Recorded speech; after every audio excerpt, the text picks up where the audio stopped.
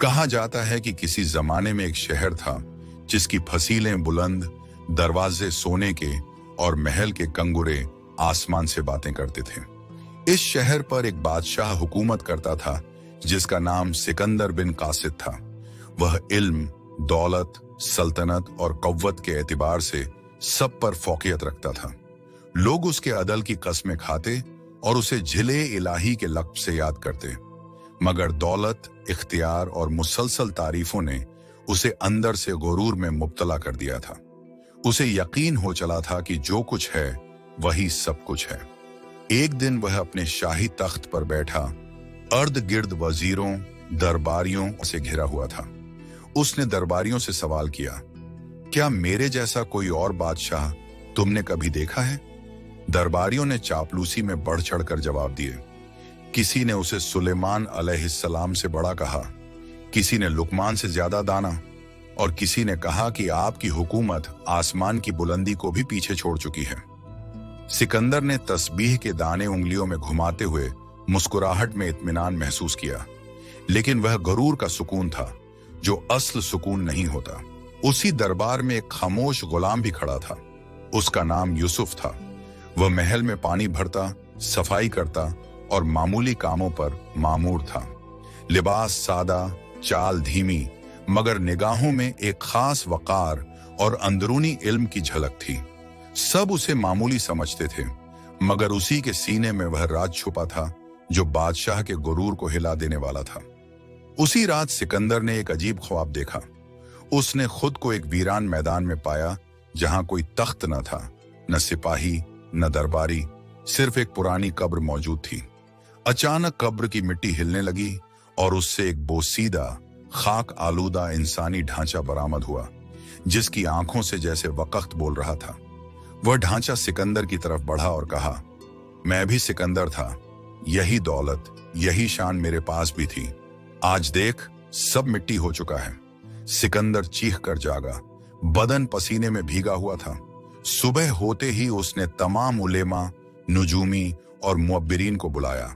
सब ने अपने अपने अंदाज में तावीलें दी। किसी ने कहा कि यह ख्वाब आपकी फतह की नवेद है। दूसरे ने कहा, शायद आप किसी और सिकंदर को शिकस्त देंगे। लेकिन कोई भी ताबीर उसके दिल को मुतमिन न कर सकी। उसी दौरान यूसुफ, वही गुलाम जिसे अक्सर नजरअंदाज किया जाता था, आहिस्ता कदमों से आगे बढ़ा और बादशाह से मुखातिब हुआ। अगर इजाजत हो तो मैं कुछ अर्ज कर सकता हूं। दरबारियों ने तंज से हंसी उड़ाई। कुछ ने घूर कर देखा, मगर सिकंदर ने कहा, बोल गुलाम, देखते हैं तेरे पास क्या है। यूसुफ ने अदब से नजरें झुकाते हुए कहा, यह ख्वाब आपके अंजाम की खबर है। आप जिस कब्र को ख्वाब में देख रहे थे वह आप ही का मुस्तकबिल है।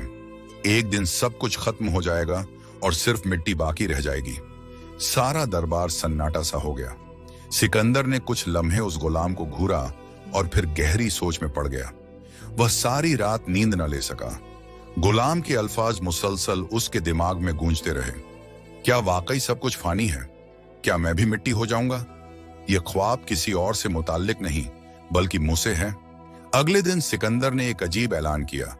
उसने तमाम वजीरों, उल्मा और मुशीरों को 7 दिन के लिए महल से रुखसत कर दिया और कहा कि अब सिर्फ गुलाम यूसुफ मेरे साथ होगा और मैं उससे तन्हाई में गुफ्तगू करूंगा। दरबारियों में खलबली मच गई। वजीर खास ने सर झुकाया और कहा, हुजूर, यह गुलाम न आपके रुतबे का है न मशवरे का अहल।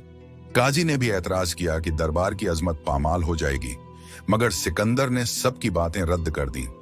उसके अंदर कोई चीज जागी थी जो उसे यूसुफ की तरफ खींच रही थी। 7 दिनों तक सिकंदर और यूसुफ एक ही कमरे में रहे।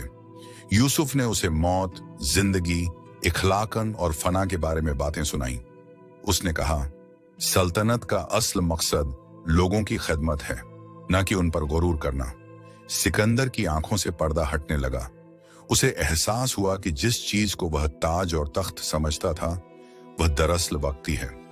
7वें दिन सिकंदर ने ऐलान किया कि वह अपना आधा खजाना फकीरों और यतीमों में बांटेगा और बाकी जिंदगी इंसाफ और इबादत में गुजारेगा। दरबारियों को यकीन न आया कि यह वही सिकंदर है जो कल तक अपने तख्त को आसमान का हम पल्ला समझता था। उस दिन से शहर में एक नया दौर शुरू हुआ। सिकंदर अब पहले जैसा न रहा। वह रोज सवेरे महल से निकलकर बाजारों, मस्जिदों और गरीब बस्तियों का दौरा करता, लोगों की बातें सुनता, मरीजों का इलाज करवाता, यतीम बच्चों की शादी करवाता और मजलूमों को इंसाफ दिलवाता। उसके दरबार में अब चापलूसी की जगह हकीकत और मसले हल करने की बातें होती। यूसुफ अब उसका सबसे करीबी मुशीर था, मगर उसका लिबास वही सादा, चाल वही पुरसुकून थी। उसने कभी अपने लिए कोई ओहदा या दौलत न मांगी। वह बस यही कहता, हुजूर, याद रखिए, जिस कब्र को आपने ख्वाब में देखा था वह एक दिन हकीकत बन जाएगी और उस वक्त सिर्फ आपके अमाल आपके साथ होंगे। साल गुजरते गए और सिकंदर का नाम अब एक नायक की तरह लिया जाने लगा, न कि सिर्फ एक फतह याब बादशाह की तरह। वह बुढ़ापे तक अपने वादे पर कायम रहा। आखिर एक सुबह जब सूरज की पहली किरणें महल के सोने के दरवाजों पर पड़ी, सिकंदर ने यूसुफ को बुलाया और कहा, मुझे लगता है वह वक्त आ गया है। यूसुफ ने उसकी पेशानी चूमी और कहा, आपने इस दुनिया को वह दे दिया जो बहुत से बादशाह नहीं दे पाते, इंसाफ, मोहब्बत और खिदमत। अब सफर आसान होगा। कुछ ही दिनों बाद सिकंदर इस फानी दुनिया से रुखसत कर गया। शहर के लोग रोए, फकीरों ने दुआएं दी और यूसुफ खामोशी से दूर चला गया जैसे वह आया था। आज भी उस शहर में लोग कहते हैं, तख्त और ताज रहने वाले नहीं, मगर अच्छे अमाल अमर हो जाते हैं।